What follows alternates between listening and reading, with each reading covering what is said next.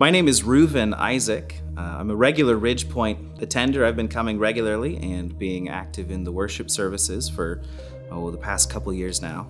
I was active in a lot of the youth ministry activities.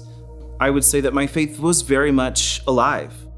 I'm a very logical and rational person. My system of beliefs, for the most part, is based on what I feel like I can prove, or what I know, or experiences that have been very true and very real to me. And so I took a step back and I thought, why am I doing this?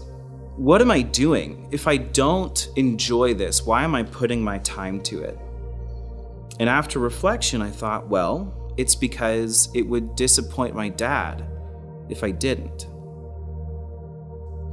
So I looked at what I had available to me in terms of experience, what I had experienced, the evidence that I've seen in my own life.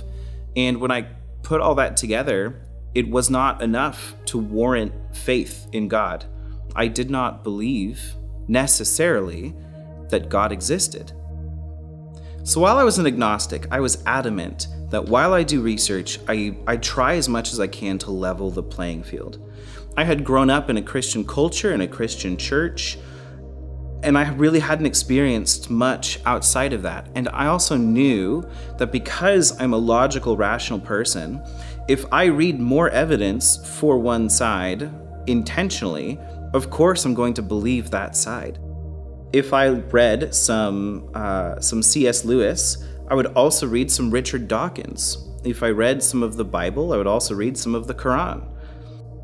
So my senior year at Tabor, I was really good friends with this girl named Grace.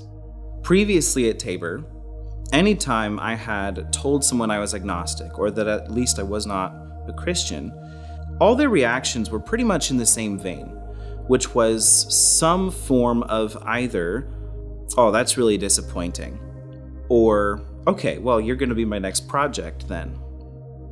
Well, when I told Grace that I was an agnostic, she said to me, Reuven, it's amazing that you are this kind of person without believing all that. And that was such an incredible display of God's love.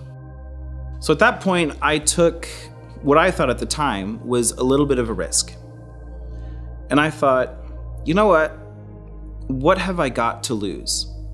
For the next week, I'm going to live as if I were a Christian again. And I would pray as if that God did exist. As I was driving back to Hillsborough, I was on a phone call with a friend. As part of the conversation, it came up that I had been making bread pretty much every day for the last couple months. So when I was telling my friend about all of this, about the bread, about Grace, about all the confusion that I was going through, she stopped me and she said, Reuven, my mother has been praying a very specific prayer for you and about you for the last year or year and a half. And that prayer is this: I pray that Reuven would see Jesus as his daily bread. Maybe these experiences that I've had are sufficient to warrant the thought that there might be some kind of higher power. I said to God, I don't understand how it could happen, how Jesus could be raised from the dead. The dead don't come back to life. But I also said, God, you've communicated these things to me. You've communicated your grace, you've communicated your love, and I trust that you are not going to lead me astray. Because I grew up in the church, I knew the stories. I knew what people said about Jesus. I knew the claims that people made about God. I think it's like a string of dominoes. You knock one domino over at the beginning and the last one knocks over at the end. And what had happened with me was that as my dominoes were set and as I went through life, something happened where one or two of those dominoes from the middle were removed. And so as I was raised in the church, knew the stories, heard all the information, and then we get to the missing domino. All we need to do through the love and with the grace of God is reset those dominoes, maybe move them over a little bit, maybe add a new one. And then through that love, we can reset the process. Dominoes fall. Because that domino has been replaced, it hits the next one, and we continue on. I spent 5 years as an agnostic, and there is not a second of that time that I consider wasted.